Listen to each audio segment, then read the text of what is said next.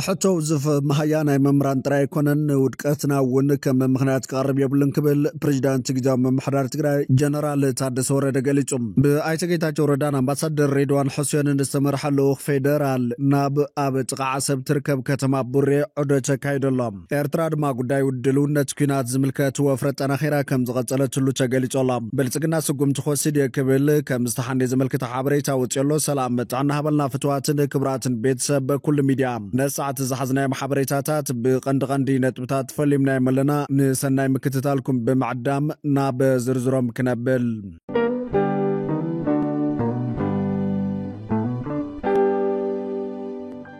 ፖሊስ መንነት ዘይት ፈለጥ አስከሬን ከም ዝረኸበ ፍሊጡ በዚ ጉዳይ ዝተጠርጠሩ ሰለሰው ልቀሰባት ኣብ ቁጥጥር ውዒሉ የጻር ከም ዘሎ ድማ ሓቢሮም ጥቅምት 2018 ዓመተ ምህረት ወረዳ 71 አቋሪጦም ብዘሕጋው መንገዲ ናብ ሱዑድ ዓረብ ይጓዓዙ ካብ ዝነበሩ ከብሎልቲ ሓንቲ ክሳብ ሓዚ መንነታ ዘይተፈለጠት ወገን ህይወታ ከም ዝሓለፈን ኣብቲ በረኻ ጸጊዖም ዝገደፉ አስከሬን ሞዋቲት ክሳብ ሓዚ ከም ዘይተረኸበ ናብቲ ጉዕዞ ዝነበረ ህፃናት ተቃሊዕና ኣለዋ ፖሊስ ወረዳ 71 ቦጎን መንነት ሞዋቲት እኳ ክሳብ ሓዚ እንተዘይተፈለጠ በዚ ጉዳይ ዝተጠርጠሩ ሰለሰው ልቀሰባት ኣብ ቁጥጥር ውዒሉ የጻር ከም ዘሎ ፍሊጦም እተን ደቂ 12 ዓመት ህፃውንቲ ዝርከቦም ላዕላ ሓደ ሚት ከብሎልቲ ዝነበርዎ ጥቅምቲ 3 2018 ዓመተ ምህረት ደላሎ ካብ ዝተፈላለዩ ከባቢታት ትግራይ ዝኣከብዎም ወገናት ከባቢ ሰዓት 2 ምሸት ጉዕዞ ከም ዝጀመሩን ገሊኡ ምስ ኬላና ተመሻጠሩ ገሊኡ በእግሮም ዝጀመርዎ መንገዲ ገና ርሑቕ ከይተጓዓዙም ሓንቲ ወገን ህይወታ ምስ ሓለፈ እስከሬና ናብ ጣሻ መሳል ጽጊዖም ጉዕዞም ክቕጽሉ ከም ዝተገደዱ ተሓቢሮሎም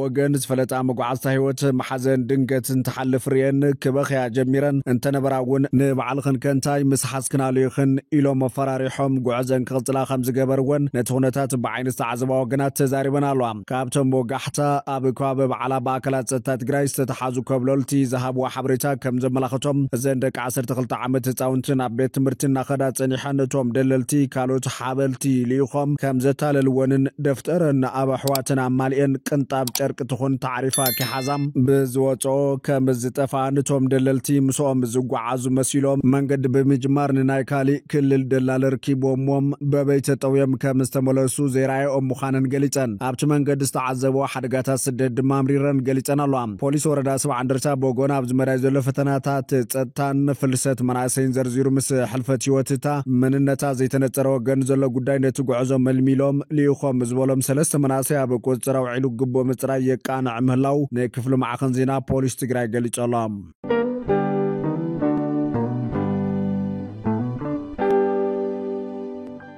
حتى وزف مهيا ناي ممران تراي كونه نودقتنا ون كم مخنيات قرب يبلن كبل بريزيدنت ግዛው መምሕዳር ትግራይ ጀነራል ታደሰ ወረደ ገሊጾም እዚ ዝተገለጸ ስነ ስርዓት ሽልማት ብሉጻት ተማሃሮ 12 ክፍሊ 2017 ዓመተ ምህረት ኣብ ዝተሳለጠሉ መድረኽ እዩ ፕሬዝዳንት ታደሰ ኣብ ከቢድ ናይ ፖለቲካን ኢኮኖሚን ቅልውላው ኮይንኩም ነዚ ሽልማት ዝበቃዕኹምን ዘብቃዕኹምን ኣካላት እንኳዕ ደስ በለኩም ኢሎም ወስኹ ድማ ኩሎም ተማሃሮና ልዑል ነጥቢ ከም ጽዋላ እኳ እንተዘይካሉ እንተናሰብ በዝሒ ዝሓልፉ ተማሃሮ ንኹስ خبر تعصار خبر كم زلو دحر محبار حتى وزف مهيا ناي ممران تراي كونن نودقتنا ون كم مخنيات قرب يبلن كبل بريزيدنت ግዛው መምሕዳር ትግራይ ጀነራል ታደሰ ወረደ ንስል على حتى መልሲ ወሎም ሓላፊ ቢሮ ትምህርቲ ትግራይ ዶክተር ኪሮስ ጉዕሽ ቦጎን ኣብ ትግራይ ዘሎ ጸገማት ተጻዊሮም ልዑል ነጥቢ ንዘምጹ ተማሃሮ እንበረታታሉ ስነ ስርዓት ሽልማት ምክያድ ዘሎ ጥቕሚ ዘብራህረ ኮይኑ እዚ ንኽሳኻ ግዛው መምሕዳር ትግራይ በጀት ብምፍቃድን በመተሓዋርን ንዘርኡ ተወግሶ መስጊኖሎም ንተሸለምት ደቃንስዮ ንምት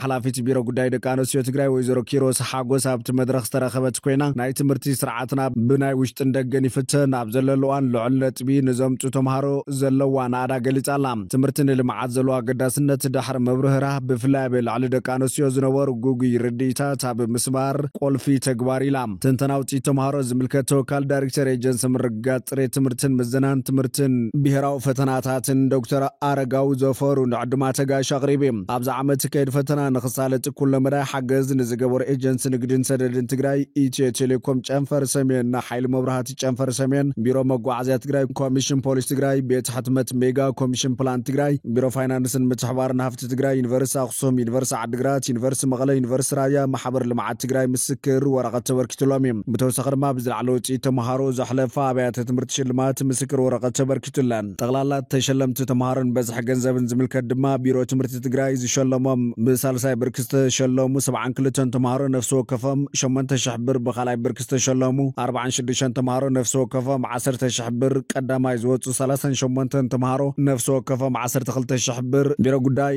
ደቃኖስ የትግራይ ደቃኖስ ንምትባዕ ካብ ዝተፈላለዩ ትካላት ብዛከቦ ገንዘብ ብሳልሳይ ብርቂ 23 ደቃኖስ ነፍስ ወከፈን 12000 ብር በخላይ ብርቂ 20 ደቃኖስ ነፍስ ወከፈን 15000 ብር በቀዳማይ ብርቂ 10 ደቃኖስ ነፍስ ወከፈን 20000 ብር በፍሉይ ድማም ዝላዕለ ውጽኢት ንዘምፀት ተማሃሪት ሰማሃል ጌታቸው 50000 ብር ተሸሊማ ማሕበር ደቃኖስ የትግራይ ቦገና ላዕለወት ብሉጻት 3 ተማሃር ሸሊማ ሳልሳይ ንዝወፀት 10000 ብር ካላይ ንዝወፀት 15000 ብር ቀዳማይ ንዝወፀት 25000 ብር ሽልማት ተበርኪትዮም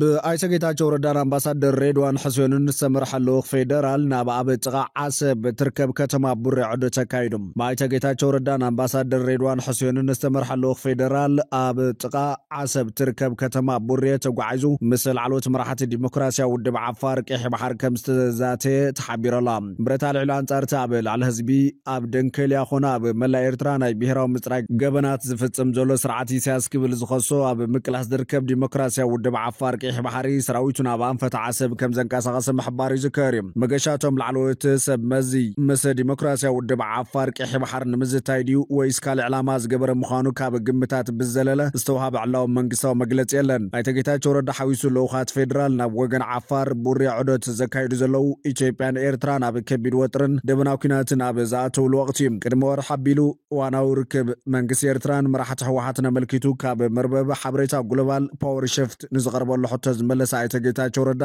ኤርትራ ካብ ተጋጢሙ ነሎ ትብሎ ናይ ህልውና ሓደጋን መንግስት ፌደራል ዘልዕሎ ዘሎ ናይ ወደብ ሕቶን ስጋት ሓዲርዎም ከም ዘሎ ይግንዘብየ መራሕቲ ሻዕብያ ብዝኾነ መለክዕቱ ኣብ ኤርትራ ክኸውን ከሎ ሓይሎም ክጥቀሙ ከም ዘሎም ወሲኖም ዛቶ መራሕቲዮም ንሶም ዋዘኛታት ኣይኮኑን እቲ ናይ ትግራይ ገጸ መሬት ኮነ መንእሰይ ሓይሊ ናብ ረብሖም ክጥቀሙ ይፅዕረለው ክሳብ ዘለኹ ንድሕሪት ከይበልኩ እዚ ከይሳኽ ዓቃለስየ ፕሬዚዳንት ኣብ ዝነበርክልዋን ዝነበረ ሕቶ ህዝቢ ትግራይ ክንዲ መምላስ ትግራይ ደጊማ ናብ ዘይተወጸሉ ማዓመቕ ዝወስድ መንገዲ ስለ ዝኾነ ኩሉ ዓቕምታት ምጥቃም ግድን እዩ ክብል ገሊጾላ ዘይተቀደሰ ርክብ ሕወሓት መዋለዲ ዳግማይ ኩናት ክብል ይቃወም አይተ ጌታቸው ረዳ ቀዳማይ ሚኒስትር አብይ አሕመድ በ16 መስከረም 2025 ኣብ አዲስ አበባ የመደመር መንግስት ማለቱን መንግስት ምድማር ዝብራብ ዓይ መጽሓፍ ኣብ ዘመረቀሉ አጋጣሚ ኣብ ዘስማዕ መደረም ኣብ ጉዳይ ቀይሕ ባሕርን መእተዊ ኣፍ ደገ ባሕርን ዘትኮረ መደሩ ብፍላይ ድማ ቀይሕ ባሕርን ኣብ ኢትዮጵያ ምምላስ ዘይተርፍ ምዃኑ ተዛሪቡ ነይሩ ሚኒስትር ምክልኻል ኢትዮጵያ ወጋዓው ናይ ፌስቡክ ገጹ ነቶም ተላእኽትን ባንዳታትን ክብል ዝገለጾም ኣካላት ጉዳይ ዓሰብን ቀይሕ ባሕርን ቆኑዕ ከም ዘይኮነ ምሲልካ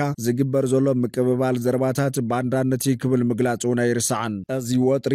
ኣብ ዘለሉ ወቅቲ እውን ኤርትራ ጉዳይ ድልውነት ኩናት ዝምልከት ወፍሪ ኣጠናኺራ ከም ዝቐጸለትሉ ተገሊጾላ ወታደራዊ ምድለዋት ኤርትራ እናተጠናኸረ ይኸይድ ከም ዘሎ ሎሚ ጋዜጣ ሓዳስ ኤርትራ ንሰራዊት ኤርትራ ናይ ምትብባዕ መደብ ተዳልዩ ከም ዘሎ ምሕባራ ርኡይ ምድላው ኩናት ከም ዘሎ ዘመላኽት ኮይነለ ይብሉ ተንተንቲም ሻዕብያን ኩናት ይዳሎ ከም ዘሎን ኣብ ደቡር ዕቑር ሓይሊ ሰራዊትን ኣጽዋርን እናዳለወ ከም ዝርከብ ይሕበረሎም ብተወሳኺ ኩናት ከጋጥም ነዳዲ ክንቁጥበለና ብዝብል ምኽንያት ሻዕብያን ሶሙናት ናይ ተሽከርከርቲ ገደብ ኣንቢር ምህላው እውን ካብ ወገን ኤርትራ ዝተረኸበ ሓበሬታ ረድዮም ብኻልእ ሓበሬታ ብዘይሕጋዊ መንገድን የሓወላ ገንዘብ ዘመሓላለፉ ትካላት ከቢድ ስጉምቲ ክወስድ ክብል ብልጽግና ኣፍሊጡም ገዛ ብሔራዊ ባንኪ ኢትዮጵያ ዶክተር ኢዮብ ተካልኝ መንግስት ብዘይሕጋዊ መንገድን የሓወላ ገንዘብ ኣብ ላዕሊ ዘመሓላለፉ ትካላት ከቢድ ስጉምቲ ክወስድ ኢሎም እቲ ባንኪ ኣብ ወፃኢ ሃገር ምስ ዝርከቡ ሓወላ ዘመሓላለፉ ትካላትን ናይ ንግዲ ባንክታትን ብሓባር ንምስራሕ ኣብ ዝከኣለሎም ጉዳያትን ዝውሰዱ ሕጋዊ ስጉምታትን ጠሚቱ ተዛትየሎም ዶክተር ኢዮብ ተካልኝ እቲ ዘታ መልኪቱ ኣብ ዝሃቦ መብርሂ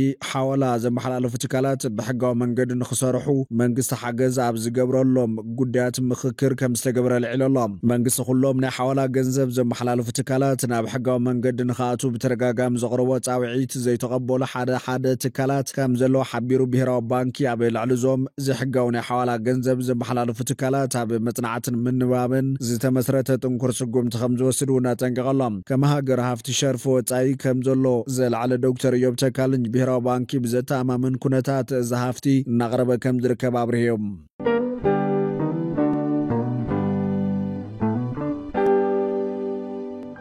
معرفة نفرت خارجهم عبدرو مجمار برامج قعدت درون تفتيموام نلعل كل عامتات كابس راح وتاي كوين تنح معرفة نفرتي كارتهم داغماي زبيتا وبراتات كجمر حيدة ساعات ابسترفولو متقعدت درون كم استفتما مع خنازينا السودان قليتان سودان تريبون حدا بالتا السودان تقيسو ساعات 4 وقحتات ترى نفرتي سراو السودان نحيالو درونات كوان تعقتو متقعدت خم استفتما للرقاقيتم نمتن صعبين زملكات جنزر زر حابريتا هابن عبد خابيز ركبو مسخاخر عيني دمت درون مسموعم سعيبو كاب ترى نفرتي استتكوس حوي كم دراين فنجرا كم سمعون حبيرم علوم ابا وشت قطري نايت معرفه نفرت دما زتغلل عيقتات خمس راي قليصوم سراوي السودان يخون عمل سرع زاقد ذهبوا قبر ملس يلن سب سلطان السودان اب ذهبوا مغلصي هغراو معرفه نفرت خارتو ما تحت عمل سرع دحرمتاو ازي تاسي خمصنح مسرح صقنو اوارح دحر موسادو دمام اب 22 تقمت 2025 ناوشت هاجر براتات جمر مخانو كمزغلصو منغساو معخن زينا سنا حبير نيريم اذا حبريتا استوهب مسرح صقنو صافيفو ب18 تقمت ناي فتنا برا دحر مكاديم كيناتا بمفارق مازي 2023 كابز جمر ننجون فلموانيو نفاريت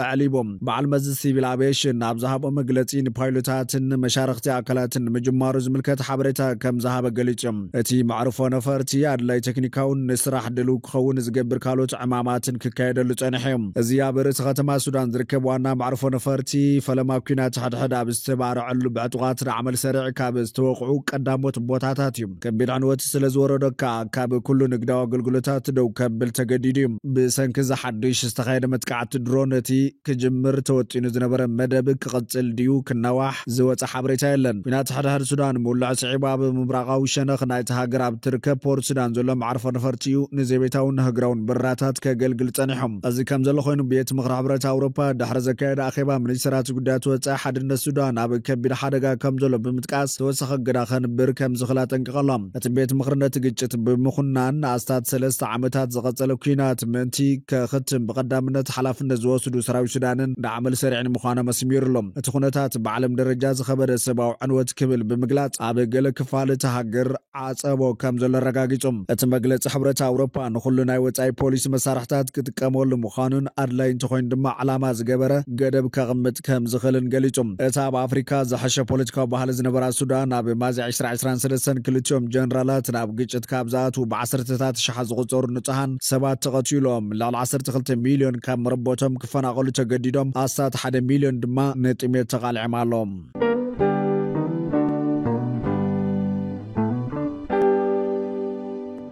فتواتنا كبراتن بيتسب بكل ميديا نساعات زحزنا محبريتاتات نتوم كتكتاتلوم زصنحكم يمثلوا نيرام نسنا مكتتالكم بمسغان ابزقص البخالوت حبريتاتات كسام نراخب نمدلواتنا لايك شير نميديانا سبسكرايب بمغبار بيتسب بكل ميديا يخونم